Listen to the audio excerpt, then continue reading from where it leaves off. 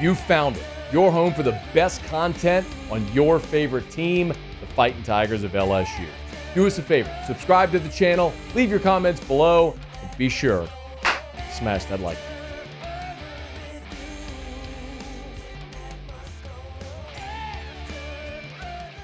On Friday, we talked about LSU welcoming in wide receiver C.J. Daniels for a visit.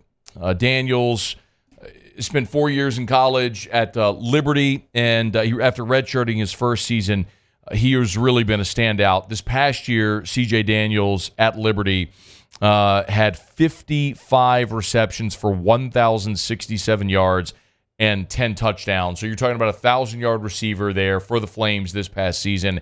Hit the transfer portal, and he had some big-time offers. I mean, it was like Texas and Auburn and Florida. I mean, big-time SEC offers. And LSU got him to campus this past weekend, and he pulled the trigger and committed. So C.J. Daniels becomes the latest transfer portal addition to this class for LSU. And, man, you know, if we talked about it a little bit on last week on AFR, so I'd highly recommend you check out the At the Further Review LSU YouTube channel. You get my full thoughts on it. Really, I think I'll give you sort of a nutshell. I think this signals a change in how teams are building rosters. It's very much more mirroring the NFL, where, and I'm not. That's not. It has nothing to do with payment or NIL. It's more in the NFL. You are never staying the same. You're always getting better or getting worse. So you're constantly evaluating your roster to say, where can I upgrade? And the transfer portal has allowed you that opportunity. I think we would all be very excited to see young guys like Shelton Sampson or Jaylen Brown before he hit the portal. Kyle Parker, these highly regarded recruits. But then you have a guy that's 22 years old who's playing a fifth year of college football, who had 1,000 yards receiving this past year, and you can add him. Well, he immediately makes you better. So it's different in the way they approach roster building now. But I look at wide receiver, and I could have looked at this in three ways. As we've said, in the portal, you have wants, you have needs, and you have musts. I would classify receiver as a want. I don't think receiver was a must for this team. You return after you got Xavier Thomas. You return Kyron Lacy, who was your third leading receiver this past season. Xavier Thomas was Mississippi State's leading receiver in an offense that didn't throw the ball very much. He still went over 500 yards. And then you have so much talent after that. Chris Hilton, who's entering his fourth year. Aaron Anderson's a former five-star. The young guys that I just mentioned. So I don't look at C.J. Daniels and say, man, that was an absolute must. Like, you had to go get that guy. But he undeniably makes you better immediately. I am really curious. And if you're just playing the numbers game, like if Brian Kelly and his staff, Cortez Hankton, they're sort of mapping out how many numbers they want at receiver.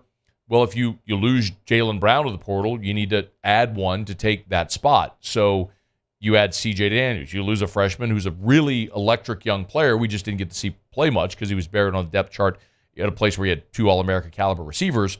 But Brown goes out, C.J. Daniels comes in. You've upgraded. You've upgraded that position with experience. So, a big 6'1", 200-pound receiver who's a strong physical pass catcher, can go over the middle, and was super productive this past year at Liberty and is now going to be playing his fifth season of college football. And he's got 2 years of eligibility if he wants to make use of them. But I will be very curious what this means for the other receivers. You've got Kyron Lacy returning. You've got Chris Hilton returning as a redshirt junior. Aaron Anderson as a redshirt sophomore. Landon Ibieta is still on the roster. As I mentioned, you brought in Thomas and now Daniels, but you look at Shelton Sampson, Kyle Parker, Kai Preon, you're Lacy, Hilton, Anderson, Ibieta, Sampson, Parker, Preon, Thomas, Daniels. That's 9 scholarship wide receivers. Is that enough? Is it too many? And that's before you even count your incoming freshmen. So it's probably safe to say that wide receiver is a spot where you might see a purge there where, if Brian Kelly and this offense goes through spring football and you kind of start to look at how reps are divvied up, it might make it pretty easy to see who might actually hit the portal after spring football when that portal window opens up again. But this is a big get for LSU. I mean, C.J. Daniels, a 1,000-yard receiver, he is immediately your most productive returning receiver.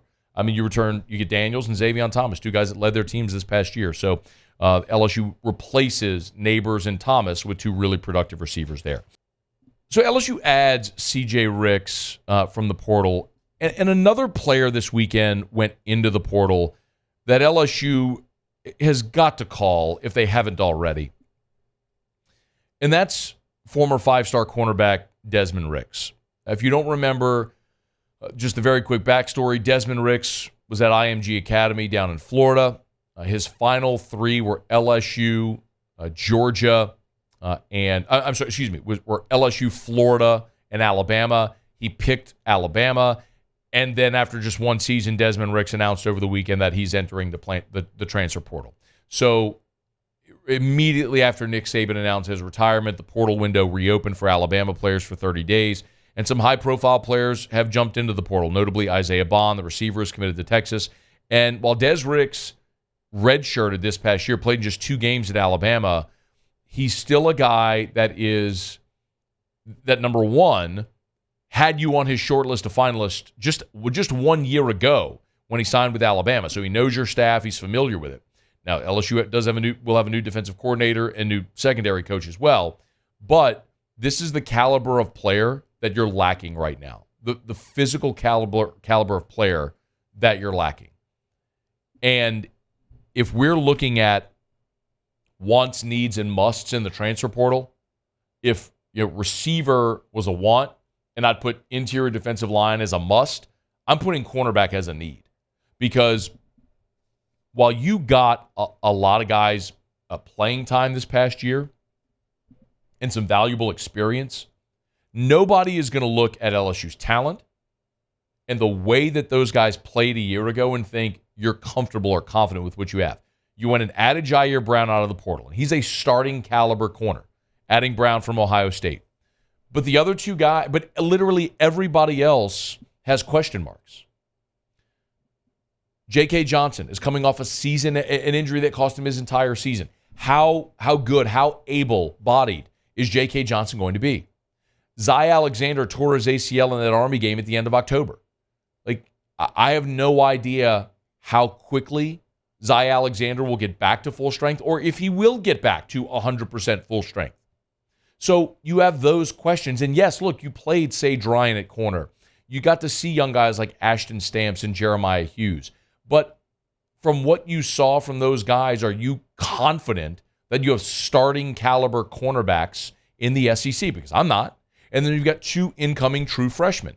And you may really like their potential and their upside. It's really difficult to look at a true freshman and say, go get him. I mean, you just did that this year with Stamps and Hughes for a bulk of the season. So if you have the opportunity to add somebody else to that room that, although he didn't play a lot last year, is a physically more gifted player than anybody you got on the roster right now, you got to go do it. Now, the caveat is with Des Ricks, his position coach at Alabama was Travaris Robinson, who just left to take a job as a co-defensive coordinator at Georgia. And so there's some thought that Ricks may follow his position coach to the University of Georgia. And it would be hard to argue against that if he goes and plays for Travaris Robinson in Athens. Great program, guy he's familiar with, coach he's familiar with, all that stuff.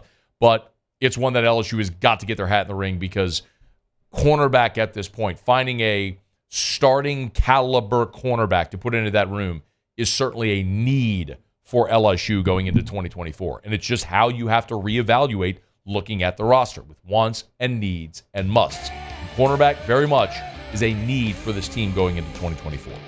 Hey, thanks so much for watching. Please leave your comments. I love to interact. And be sure to hit the red subscribe button below.